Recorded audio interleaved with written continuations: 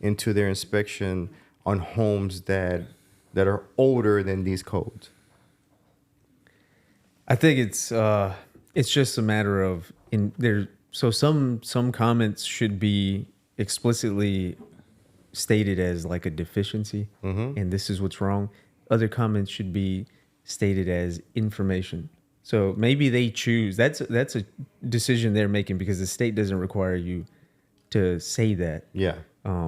You're choosing to make that, and you should address it as this is just FYI. It shouldn't be, hey, something's really wrong. There's a deficiency. I hate when they say, they start talking about deficiencies of codes that the house, predates, right? And then, I hate whenever they're like, they should get a termite inspection. Looks like it has termites. Or they should get a foundation inspection. It looks like it has foundation issues. I kind of feel like if I hired you as an inspector, I just want you to inspect the house. I didn't hire you to inspect the foundation. I would go hire a foundation inspector to do that, or I would hire somebody that was knowledgeable in pest control, right? So is that a state requirement to tell them that they should or advise them to get another inspection on a different? Yeah, so it is a requirement. If they've made enough observations where they've come to the conclusion that there is a need for an inspection foundation, they're required to say that. So it's kind of like the home inspector is almost like and I don't mean to, like, this is kind of just a little comparison, but like you go to a physician. He's a general practitioner, right? Mm-hmm. He's going to evaluate you, and then he's going to recommend you to a specialist if he sees enough reason for you to go see a specialist. Mm-hmm. And that's that's what we're called to do. It's okay, like, I get it. Doctors, inspectors, they're the same. It's almost same. One is easier than the other. Right? Yeah. So here's a $1 million question. Do you know the difference between mold and mildew? I am not licensed to inspect for mold, so I'm not even the state doesn't give me authorization to even use those terms. So on my inspection reports you wouldn't see that. Okay, so now off the record, right? Do you know there's a difference between You're literally mold on the record and mildew? Go ahead, stop recording. Stop recording. Yeah. You know the difference between mold and mildew, though, right? Personally. I know there's a difference between different organisms. Okay. Yeah. Is black mold very common in this area? Worse than white mold or no? Is it common in this area? What about brown mold? Well, yeah. So organisms can grow anywhere that there's an environment, a conducive environment for that. So if you're in a high humidity area, it's possible that you're in a conducive environment. Typically, it'll be observed in something like a bathroom because people won't turn on the vent when they go into the restroom and take a shower. They think that's just to get the nasty smell out when you're going potty. Yeah, a lot of people don't know that, yeah. So you should have it on even when you're showering so you can get the moisture out of the home. That's what the V is in the HVAC is ventilation. So really the HVAC system is like the lungs of the house. It helps you breathe. It keeps air flowing. That's what it's supposed to do. I never thought of that. What does the H stand for? Heating, ventilation, and air conditioning. Oh, okay, cool. So it's supposed to regulate temperature and ventilation. I know what HVAC means, but I never knew that those words stood for something. Yep. The breakdown of the acronym. Yeah. There's no way you didn't know that. I didn't know that. We're not as versed in construction as you are, Vic. Not everybody's perfect. Yeah. Well, with that being said, that's be the intro. Let everybody know that we do have an inspector on the podcast today. And the topic that I want to talk about is pretty much the quote goes that good artists imitate, but great artists steal. And it goes back to saying, right, that your business idea isn't special. And I think that's what I don't want to get people riled up because it's not as a shot to whoever's coming up with a business idea, but everything has already been done under the sun. It's very rare that you come up with something new, something that hasn't been done. At the most, you're just improving on an idea that already exists, right? So I want to talk about that. How do you guys go about either recruiting, pitching, or talking to a client about how your idea, even though you're improving on it, might not be something new, but you're adding something to it that maybe somebody else didn't? Yeah, I think I draw. Or do you disagree with me? I mean, feel No, free. I say that even when I started in business, one of the things that I used to say is that I'm there's people that bring things to market, there's people that see things in the market, take it, improve it, kind of recreate it, and that's what I wanted to do even with this real estate company. There was a lot of brokerages that, in my opinion, had outdated models. Now that I am in business, 15 years now, I realize that things go in cycles, right? And some things are really popular and then some things die out. So every couple of years, things change and things shift, and you start to see new companies arise or new methods come about. But in reality, they're not new. It's just their time again, right? We notice this in marketing. We notice this in sales. So I'm a big believer in taking something that's already there, recreating it or making it better. I call it, I draw inspiration from a lot of things. I draw inspiration from a lot of my competitors often too. I see some things that they're doing that maybe I like, but I feel could be done better, or at least better for me. And when we do that and we execute, then we usually end up winning at whatever we're doing. And that's one thing that I talk to my realtors about, especially now with like social media or just marketing in general. One of my favorite quotes from Drake is, it doesn't matter who did it first. It's all about, who did it better, right? Because you can always take something from the person who does it first, but if you make it 10 times better, that's all that matters. So you have the longevity within the business. And same thing with social media. It always feels like, there's a bunch of different just people doing tours on houses or inspectors showing, this is the only thing that's wrong. There's actually one inspector that blew up on social media recently. I don't know if, I don't know his name off the top of my head yet, but he blew up. He got into a lawsuit, but he was actually breaking everything down on social media. And I think that's one thing that I haven't seen inspectors do. And he was going kind of down the path of what the realtors do. And that took off for him. So he took that from what realtors were doing is not something new being on social media, but he just applied it to his craft. I don't know if you guys could talk about that. I don't know if you've seen that yet. You saw that inspector that the builders were suing him, and he was doing videos. He's a white guy, right? They wouldn't let him. Was it? Was it? Was it a YouTube channel? Or I saw one of the black guys. I think he's from Texas or Houston. No, the black guy's the repo guy. No, there's a black inspector who's getting sued as well. Oh, but the first guy who got sued, right? Have you heard of that? Was the white guy. You haven't? I haven't. No. So there was a guy. He was going to these builders and inspecting them, and he was doing videos and showing everybody what was wrong and what wasn't being done. And they actually didn't want him, right? They said that they couldn't use him as an inspector, and then they ended up suing him, saying that he was, I guess, defamation of. Or what did they say? I think it was a defamation. They were saying that just because a few houses were built wrong, or the houses that he was showcasing, doesn't mean that every single house that they built is built that way. So you couldn't apply that to the company itself. So now he doesn't show the company; he just shows the house. But it's funny because he won't say the name, and you can see like half of the sign in the back behind him, so you know who the builder is. But yeah, you can see the Lennar. You can see the Lennar sign in the back. Oh, okay. But you'll be surprised. There's some like really highly acclaimed builders that end up getting called out, but that ends up being a one-off. Like the biggest ones end up being like Lennar. Every now and again, you'll get a DR Horton and things like that, like on the lower price range. As an inspector, what new home would you not buy? What new the one that? Yeah, the builder. What builder? Yeah. Which builder would you stay away from? Which builder?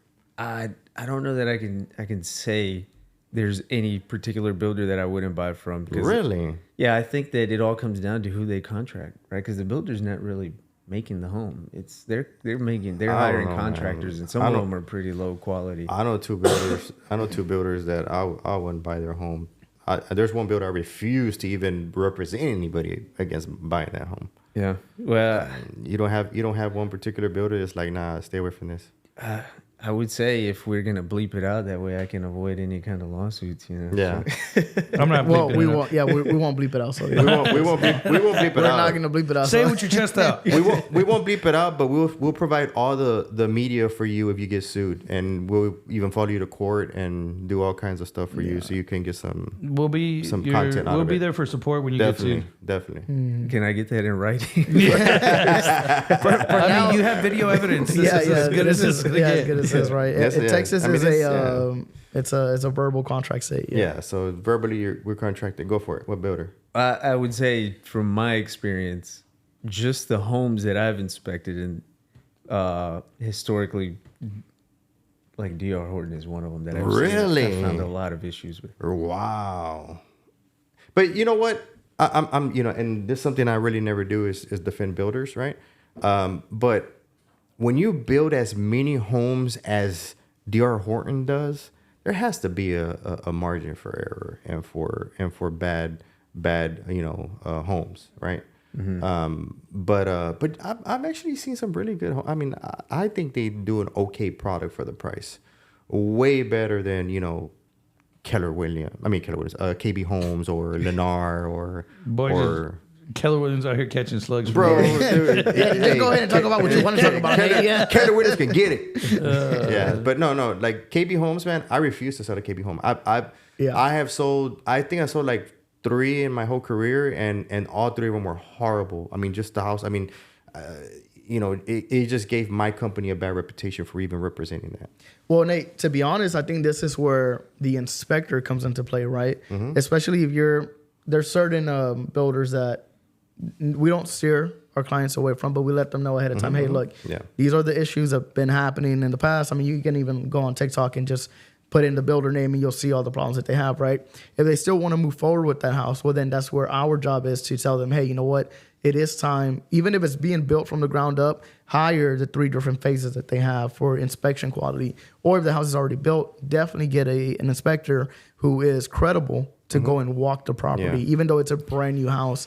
What are some things that you look for whenever you're inspecting a new construction home? So yeah, things like the framing, is from the ground up. It's like you should have anchor bolts where they need to be. Things, notches in the wood, making sure that the framing members their integrity hasn't been compromised already. And over time, I think roofs will start sagging. You'll start getting separation from like the ceiling and the walls. Those kind of things. When wind comes up, they might, winds out here will test your structure, your building. So you want to make sure it's built right. Same thing with the roof. Like, we get a lot of rain, and we get a lot of heat. So things will get tested, and you want to make sure that they've been built correctly. So you guys don't know this because y'all weren't a part of the interview, but he used to be a roofer, right? He used to work a roofing company, and what I told him was that roofers are the modern day notary publics, because back in the days, notary publics used to do everything, right? They would get you contracts, they would sell homes, they would do insurance, everything. And now it seems like more and more of these roofers, they're like, they become inspectors, they become realtors, they become flippers, they become wholesalers. I mean, it's nuts, So what do you guys think about that? Well, I mean, I think that just goes back to, right, like the person, like I think especially whenever you're buying resale, a lot of times people put way more emphasis into the roof itself because they've seen like that's the most expensive part. So they probably put them on a hierarchy of what's important in the house. Probably the only other person who has a better hierarchy in that level would probably be foundation, right? At least down here in Texas. So they'll probably tend to ask, oh, well, he's probably the most important person in a remodel or a resale. I'll just ask him, see if he knows everything else. I mean, I've seen that happen right now. One of my sister is working on a remodel for one of her properties, and like the guy that she hired for the most expensive part of it, she asked him about everything else. So I think there's like a level of hierarchy there where people assume that the person you're going to pay the most is the one who knows the most. So the roofer is at the top. That's what I would think that the consumer thinks. I never thought about it that way, but just right now that you mentioned it, is the way that I would see it. Literally at the top, right? Is that what you were doing? Yep, exactly, right? There we go. That's awesome. And then especially if you come, I believe you have an engineering background, right? Yes. So with an engineering background, coming from roofing, and now being an inspector, I mean, I believe that like your knowledge would be extremely useful to somebody who's buying new construction or especially resale. And one thing that I really, so this is something that probably you would give us way more insight on, simply because, I mean, we do deal with a lot of Hispanics, but you give your actual reports in Spanish as well. So, and I think that's super important because, I mean, whenever you are dealing within that market, sometimes like just half a page could freak somebody out. And I think it's super important the fact that you fill out the report in Spanish so it's understandable to everybody in the transaction if you are dealing with just like a Hispanic market as well. Yeah, absolutely. I think that if you're buying a product, it should deliver some value to you, and it does you no good to get a report in English if you can't read a word on it. So it's important for them, and also I like to communicate directly to the client. So I don't want the realtors, the representatives, to bear that burden of trying to interpret the report and maybe misinterpreting something, and now they look bad and there's this like whole miscommunication. No, I'd rather just come straight to me, what I say, and kind of like what I had mentioned before about accountability is I stand by everything that I put on that report. I stand by everything that I say when I'm communicating with my clients. So yeah. So Vic, how do you feel about Spanish inspection reports? I'm a no sabo kid, so no. I'm just kidding. I do think that I think it's important. So I have a love-hate relationship with inspectors. I've had my share of inspectors ruin deals because they're putting things on the report, obviously at their discretion, what they feel, and the reality of it is sometimes they tend to scare the clients on things that we know aren't expensive or are easy repair or something they need to be aware of, but their tonality and their delivery, their bedside manners, for lack of better words, could use some, improvement. And they scare clients. And then we end up like in a back and forth of why it's a big deal or why it's not. And sometimes my clients will either back away from a deal or not, and it sometimes complicate the deals. I can imagine with a Spanish inspector and a Spanish report, are you giving both versions, I guess, while I'm answering that question? Do you still give both versions or straight Spanish? no, I'd give both versions. So the English one, and I disclose that when I send an email, it's the English is like the official report. The Spanish one is a courtesy. Yeah. So with that being said, sometimes the clients not that we get combative. At the end of the day, right, we have a fiduciary responsibility to the client where we have to protect them, right? We're bound by ethics. So I don't want to make it sound like I'm trying to like convince the client to do something that's not. We've had scenarios where there are no houses on the market where we won this offer based on a relationship, and I'm pulling favors to get this client into a contract, and I know that this house is the house that the client needs, but the client is thinking that there's something else. So we have all these variables coming against us. Inspector comes in, kind of complicates the situation, make the client even a little more scared or concerned, and we're not working well together.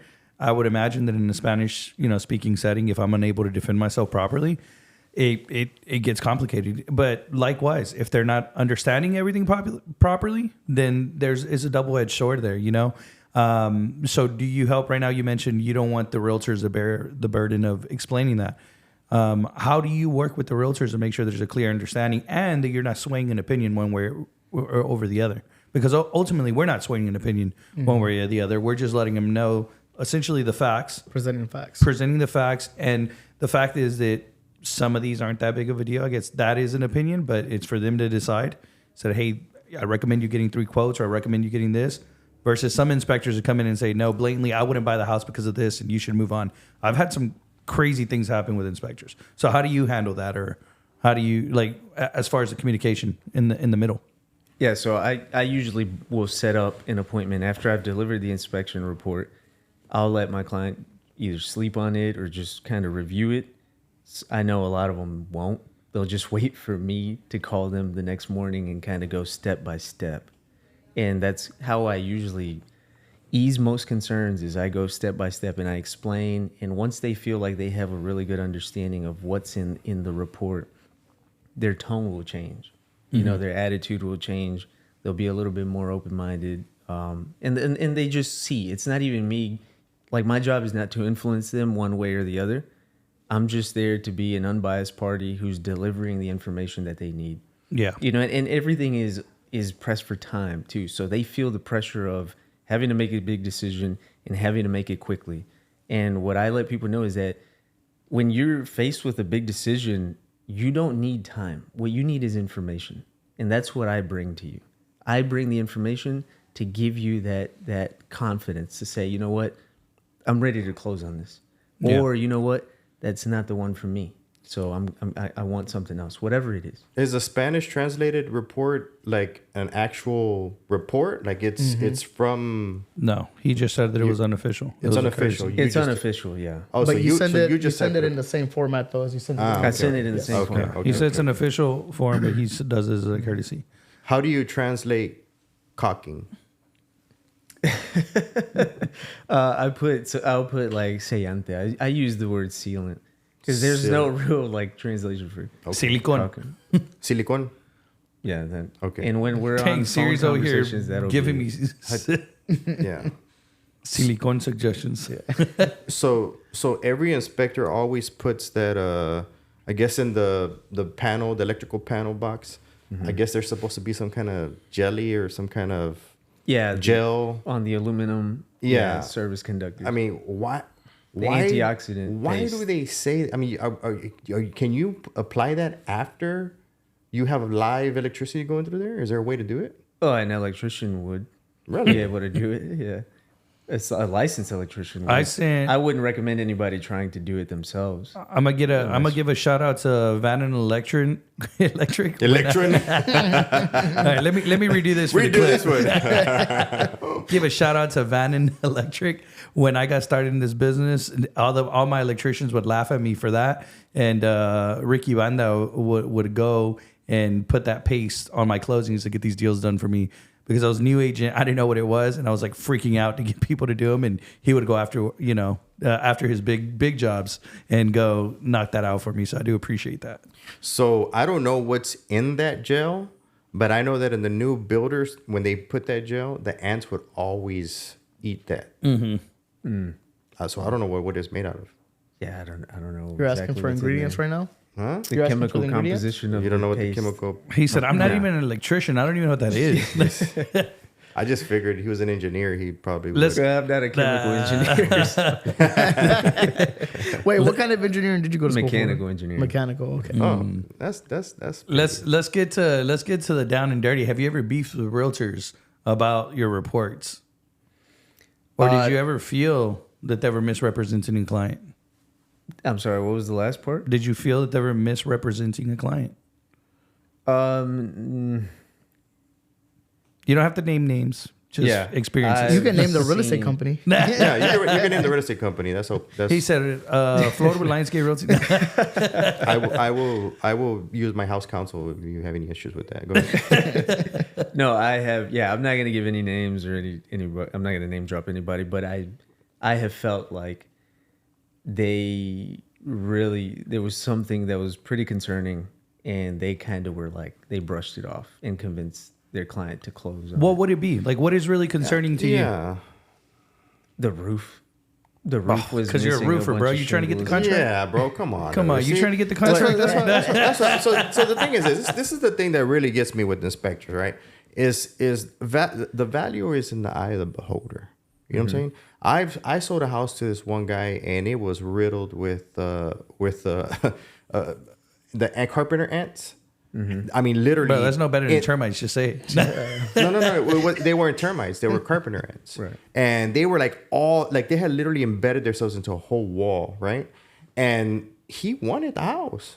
And it's in the eye of the beholder. You know, if it has a hole in the roof, or if it has this, if it has that, maybe the house is next door to his daughter, and he wants to see his grandkids grow up there. Maybe it's the value is going to come out of what he pays. You know, just because a house appraises, and we saw this during COVID. You know, we saw people pay $50,000-$60,000 over value, right? Because it was what they wanted. They were willing to pay that. You know. And so that's one of the things too, that I don't like personally, right? And it's not against you; it's just against inspectors, period, right? I feel like an inspector should, and because I do that when I go and I show a home, I'm not sitting there telling you this is the best home you're ever going to get, buy it, or this is a piece of crap, don't buy it. I say, this is the home. Well, I want to make sure that this, and that. Okay, well, yes, it's by the school you want. It has this, it has this, it has that. You want it or not? You know, I mean, that's just how I have to act. I can't impose my feelings on them, right? So the thing is that if you see that there's a hole in the roof, right, or whatever, and you're like, hey, you know what? There's a hole in the roof, and you know, if the realtor is saying, well, I mean, there's a hole in the roof. The guy wants the house, you know. I don't really think that's I really don't think that's you know, that person acting, you know, how you say, unethical, right? I guess what Vic really wants to know is, have you ever had an issue where you've put something in your inspection report and they come and they combat you on it, the realtor says, that's not true, or that's not right. There's nothing wrong with that. There's nothing wrong with this. And the buyer is leaning on you and saying, is that right? Is it, you know, like, have you ever had somebody conflicting your report, like a realtor? No? No. I have. I've literally got into, you know, arguments with inspectors. But in what sense, though? What sense? Just things that they put on the report, you know? I'll give you like examples that I can roughly think about. You know, there's a lot of safety codes, like we were mentioning at the beginning, they would change, right? Like these homes were built based on the 2010 safety codes, right? Or 2005 safety codes. And we're selling these houses 2012 or 2013. Brand new homes, but they're, you know, built using the approved safety code by the city or whatever, right? So inspectors are giving us dings on safety issues that really aren't in effect yet because the city is allowing us to build with the old safety codes. Yeah. And these inspectors have sometimes scared clients into don't buy this house because of this. And I'm like, well, hold on. You know, you're not the city. You're not approved. You don't make these decisions. Like, where do these things kind of happen? So is that happening in today's? You know, I don't really deal with that on a day-to-day basis anymore. For sure, that kind of information is put on and passed on to the clients. Put on the reports and passed on to the clients. I don't think it's my place to ever try to convince someone to buy or not buy a house. Yeah, you know, and like you mentioned, it's everything is negotiable, and it is up to them. Like, my job is to let you know there's a hole on the roof. If you want to look at it as like, you know what, now when it rains, I don't have to shower. I can save on water because if I just sit under it, that's on you. I like that. You know, that's like, it's not on me. My job is to inform you, not to influence you. So there's two things, right, that you said, right? You know, you say that everything's negotiable, right? And the thing is that whenever you contract on a home and that home gets inspected, that's not the time for the option period. It's not the time for renegotiations. That's the time to say, hey, you know what? I'm not going to buy this house, or I am. You know, if the roof is damaged or whatever, you know, that's, you know, the person should have already taken that into consideration. Now, if an inspector finds hidden things, right? Like, not hidden that the person's hiding them, but if they can find, you know, I really think that this whole heat source thing is a freaking, you know, it's what is that called? That science, pseudoscience? Pseudoscience. I think it's pseudoscience. I think there's no really science to that thing to really say that a house is really losing energy because of that, right?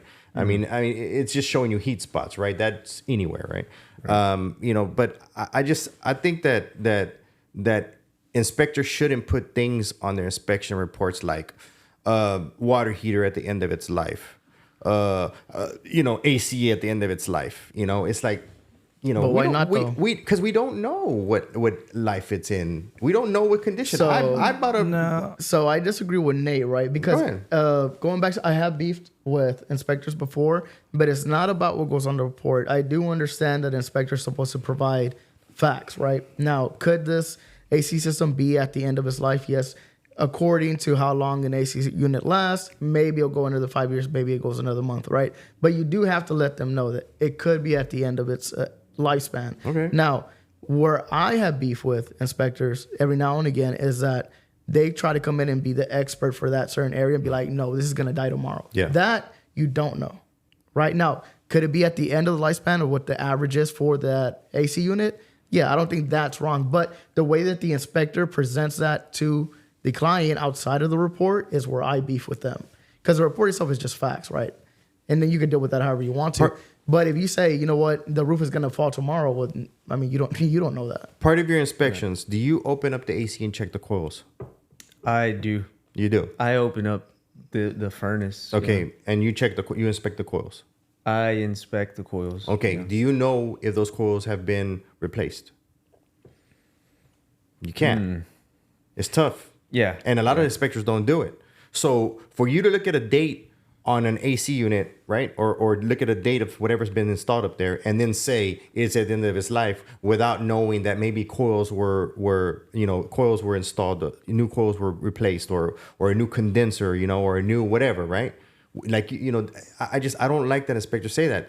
What they should be inspecting on is the house cooling? Yes. What's the difference between the temperature outside and temperature inside? XYZ. What's what's it shooting out of the freaking vents? Right. XYZ. That's what it should be. It shouldn't be saying anything else. We know the house is used. We know houses have their issues. We know all these things already.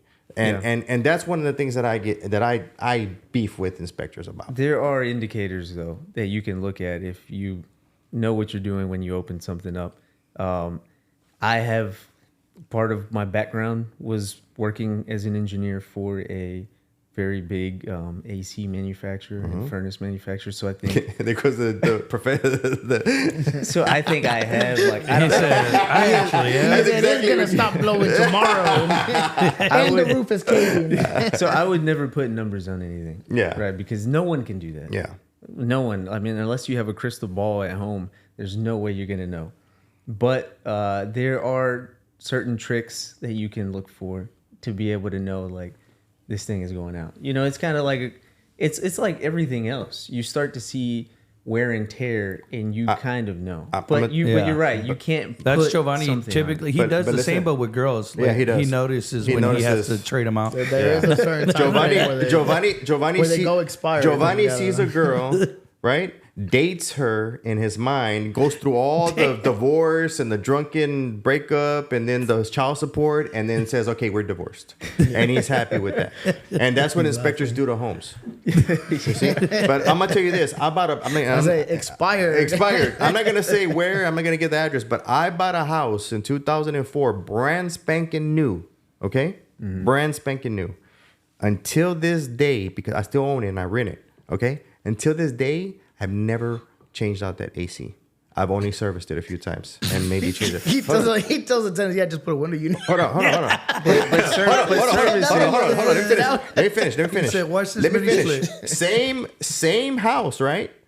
I had to change that water heater a year and a half in, and then I had to change it at 3 years because of the water in that area, how it is. So you see, there's no way for you to say water heater's at the end of his life.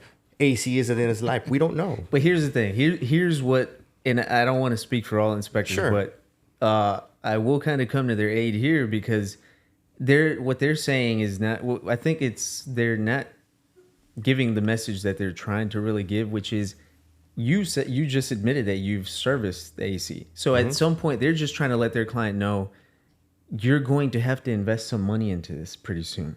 Now, it could be just replacing the coils. I mean, it could be replacing the panel. How do you know that? You don't know that. Well, they the feel AC like generally needs to be serviced. You got to service especially here in Texas. Yeah. You got to service it. Well, diligent homeowners will service it. And I don't think everyone is a diligent homeowner. So I think a lot of people just wait till something goes out. Yeah. They don't have to be diligent, homeowners because, they could just sell and buy a new house. Bro, have you had like media training or what? Like, no, he's giving like all the right answers. I feel like he has media training. He's an educated person. He just opened up an Instagram today. No. This guy has had many arguments with realtors. I can tell already. I can tell. This guy has been, cussed out probably even on the phone. Why'd he look at Flor? Flor fights with inspectors. I just wrote a letter right now that said the most expensive repair is the one that you didn't expect. So, Nate, if you're proactive instead of reactive, then it's easy. Easy work out there. Hey, I'm just saying, I've had an AC, how many years is that? 2004? Oh, no. 20 years. Let me ask you this right before we leave off, because we are in Texas and people do care about their AC units. When is a proper time to service a unit or to at least take a look at it to see if it's blowing correctly? Because somebody told me that you can't service an AC unit in the wintertime. Now, I'm not an AC expert, right? Or a HVAC expert. So what would you say? I'm not an HVAC expert either, right? But so yeah, they're right. You should not run your AC when it's cold. Damn. And if you have a heat pump, you should. He didn't believe me, dude. He didn't believe me. I was trying to explain to him. Why and would he's- you run your AC when it's cold? Him and his No. look. You know what? You open this can of worms, bro. Why I would didn't you say run who the it was. AC when it's cold? I didn't say who it was. You No, open not this running can the of AC. worms. I said get a service. I didn't His, say. I didn't say. I'm gonna throw him my under clientele. His client, right? His client wanted to put a new AC in the house.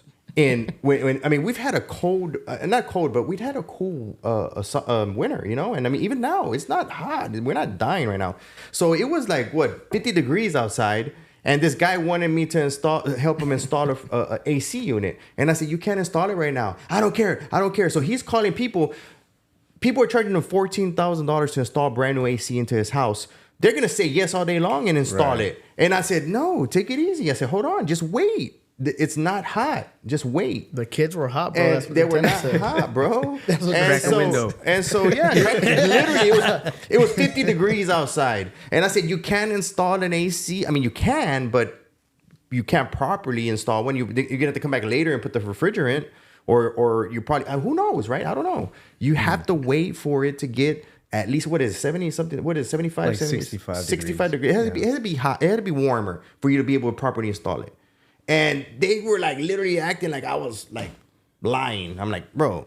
You were hating on him, he bro. said, you're not an HV. I mean, dude, I'm not in construction. I'm real estate, and you too. I said, bro, I've been doing Dang, you went out of that hard? I said, I've been doing this Nah, for so long. that was another I conversation. said, That wasn't that you one. learn things, right? Yeah, And for sure. we used to work for a builder. I mean, Yeah. like literally, we All that aside, we learned the most doing property management. yes, definitely. The most about homeowner maintenance, repairs, upkeep, and everything. Yeah. I feel like, like inspectors, we can't tell you exactly when things are gonna, but you have indicators of when things are gonna go wrong. And the best thing that we can do is advise our clients and let them know, hey, in the future this may happen. Just giving you a heads up so you're not shocked when it happens. I saved my client $7,000. Our client.